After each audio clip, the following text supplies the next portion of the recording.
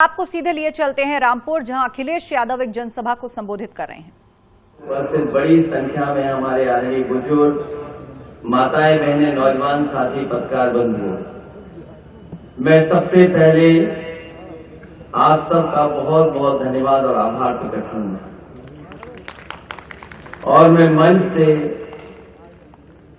अभी कुछ अधिकारियों की जिंदाबाद के नारे सुन रहा था। शायद आजाद भारत में पहली बार किसी पुलिस वालों के नारे जिंदाबाद लग रहे हैं। ये पुलिस के लिए इससे ज्यादा शर्म की बात और कोई हो नहीं सकती। जी जी। क्योंकि हम और आप वो लोग हैं जो कानून और संविधान को मानते हैं, और जो लोग वहां दूसरी तरफ बैठे हैं वो ना कानून की परवाह कर रहे हैं, ना संविधान की परवाह कर रहे हैं। हम में और उनमें इतना ही फर्क है कि हम और आप जो इस आजाद देश को हमारे पूर्वजों ने, पूरा हमारे बुजुर्गों ने जो हमें संविधान दिया, हम संविधान को मान करके हम संविधान के दायरे में रह रहे हैं। और जिनसे हमको लड़ना पड़ रहा है, जिनके बारे में हमें आज जिंदाबाद बोलना पड़ रहा है, वो ना संविधान मानना चाहते हैं ना कानून। और कल अगर ये माफी भी मांगेंगे तो बताओ आदरणीय आजम खान साहब, उनके परिवार, उनका बेटा, उनकी पत्नी के क्या वो दिन जो जेल में रहे वापस हो जाएंगे? सोचो इन बातों का। इसलिए मैं आप सबसे अपील करने आया हूं, हमें जो कुछ जोखिम उठाना पड़े हमें उठाना चाहिए।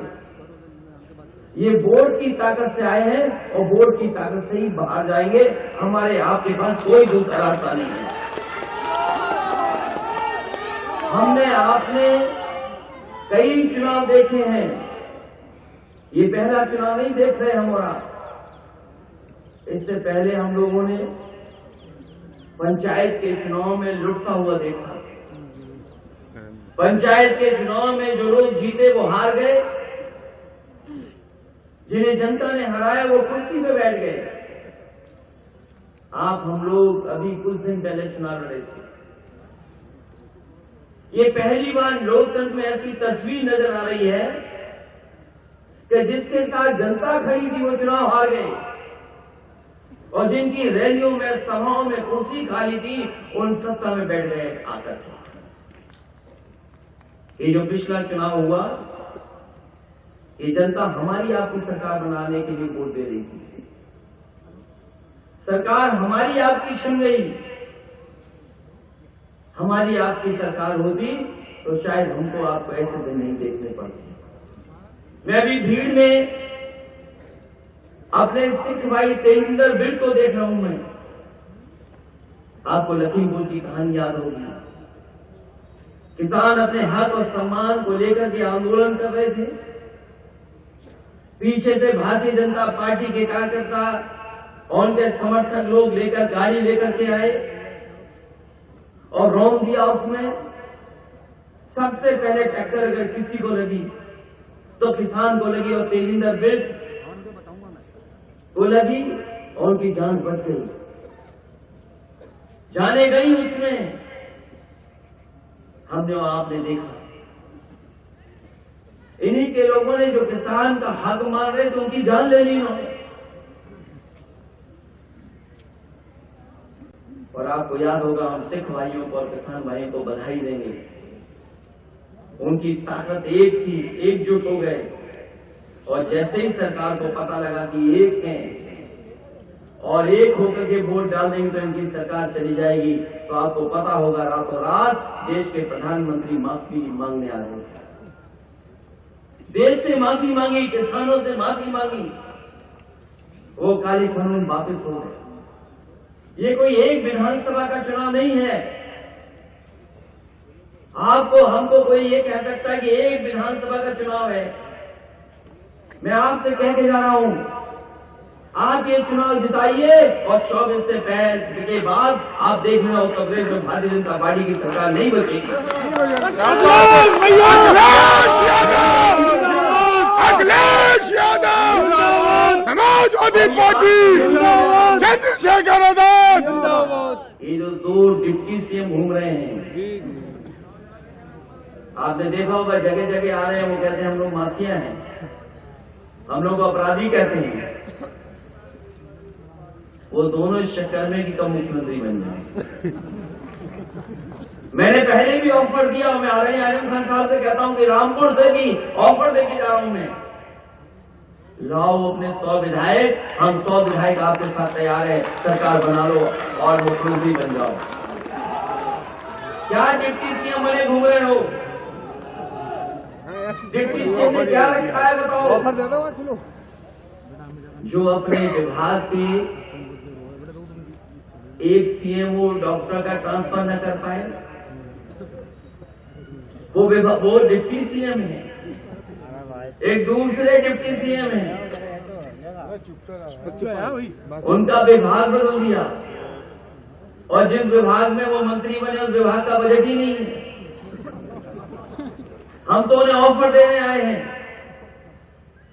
हम ऑफर देते हैं हमारे 100 विधायक पूरे आपके साथ, जब चाहो तब मुख्यमंत्री बन जाओ। हम लोग इंतजार नहीं करना चाहते और हम लोग नहीं बनना चाहते।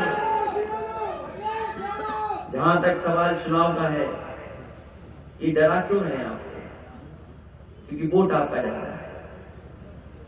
आदरणीय आजम खान साहब को मानने वाले लोग हैं, केवल आप और हम नहीं, पूरा देश जानता है कि आजम खान साहब के ऊपर सब झूठे मुकदमे लगे हैं। बताओ झूठे मुकदमे लगे कि झूठे मुकदमे। और जब सरकार बनने का समय आया था तो ये अधिकारी अपना रंग रूप बदल लिए थे कि नहीं बदल लिए थे?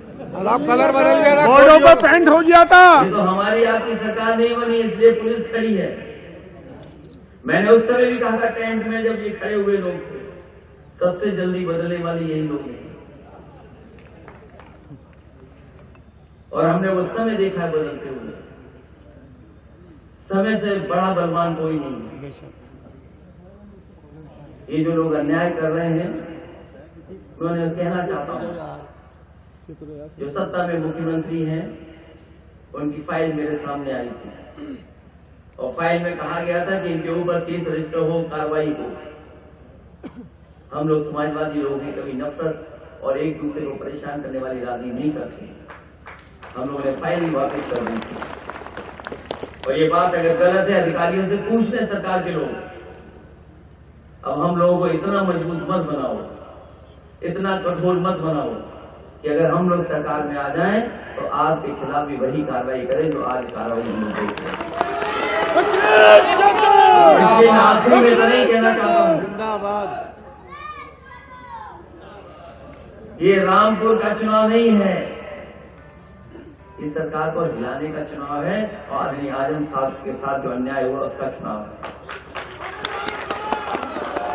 आपको बताना पड़ेगा कि आप किसके साथ हैं। कोई दल नहीं है, 2 ही दल हैं आमने सामने। कोई तीसरा प्रत्याशी लड़ रहा हो तो बता दो हमें। एक तरफ बीजेपी और दूसरी तरफ समाजवादी पार्टी। एक तरफ वो लोग जो अन्याय कर रहे हैं, अपमानित कर रहे हैं, झूठे मुकदमे लगा रहे हैं और हमारा आपका भविष्य खत्म कर रहे हैं। रामपुर वो जगह है जहां देश ने पहला शिक्षा मंत्री दिया और मुझे तो लगता है कि शिक्षा मंत्री जो पहले दिए गए होंगे वो इसीलिए दिए गए होंगे कि आपके आने वाली पीढ़ी पढ़ी लिखी बने, आगे बढ़े, अच्छी जगह जाकर के समाज को एक दिशा दे। कोई रामपुर में ऐसा काम नहीं हुआ जिससे आने वाली पीढ़ी सुधर सकती थी। अगर उस काम को किसी ने किया तो आदरणीय आजम खान साहब ने किया कि यूनिवर्सिटी बना करके और पढ़ाई के लिए आपके लिए इंतजाम कर दिया। आज अगर वो सजा पा रहे हैं, परेशानी आई है तो केवल इसी वजह से कि यहाँ के लोगों का भविष्य बेहतर करना चाहते हैं, आने वाली पीढ़ी कैसे आगे बढ़े। इसलिए मैं आप सबसे अपील करना चाहता हूं कि समाजवादी पार्टी के प्रत्याशी आसिफ रजा साहब और आदरणीय आजम खान साहब का सम्मान बढ़ा देना। खराब दिन जरूर हैं, लेकिन अच्छे दिन भी आएंगे और डर हमेशा बना नहीं रहता। मोहम्मद आजम खान जिंदाबाद, समाजवादी पार्टी जिंदाबाद, अखिलेश यादव चंद्रशेखर आजाद रहमान। एक एक वोट दे करके आदरणीय आजम खान साहब का सम्मान बढ़ा देना, यही निवेदन, यही अपील करने आया हूँ। मैं चंद्रशेखर जी का धन्यवाद देता हूँ, चंद्र आजाद का, कि जो अपने साथी सहयोगी के साथ मदद कर रहे हैं। मैं दूसरा दल, महान दल, उनके समर्थक भी देख रहा हूँ, उनको भी बधाई देता हूँ। साथ ही जो पार्टी में शामिल हुए हैं, राजा ठाकुर, बंटा महाराज, उंगी ठाकुर, मुनीश प्रताप, राजकुमार सिंह, काले शर्मा, रोशन लाल, मैं सबका बहुत बहुत स्वागत करता हूँ, बहुत बहुत बधाई देता हूँ। इस उम्मीद के साथ आने वाले समय में आप लोग साइकिल के पे एक एक वोट दे करके जिताने का काम करेंगे। अखिलेश भैया, रामपुर में अखिलेश यादव समाजवादी पार्टी प्रत्याशी के लिए जनसभा को संबोधित करते हुए सुना आपने अखिलेश यादव को। कानून व्यवस्था को लेकर उन्होंने सवाल उठाए और साथ ही ये भी कहा कि जिनके पास ताकत है वो कानून का गलत इस्तेमाल कर रहे हैं। और ये मंच पर, रामपुर के मंच पर समाजवादी पार्टी और पार्टी गठबंधन का शक्ति प्रदर्शन आप कह सकते हैं। रामपुर विधानसभा सीट पर उपचुनाव होना है। आजम खां, जो अभी तक यही कहा जा रहा था कि आजम खां अकेले इस रण में नजर आ रहे हैं, तो आजम खां को शक्ति देने के लिए, उनके कैंडिडेट को शक्ति देने के लिए अखिलेश यादव पहुंचे, समाजवादी पार्टी के राष्ट्रीय अध्यक्ष, और साथ ही जयंत चौधरी को भी आप देख पा रहे हैं इस मंच पर। और पीछे जो तस्वीर लगी है गठबंधन के, वो सभी प्रमुख चेहरे इस तस्वीर में, पीछे जो होर्डिंग है उसमें शामिल है।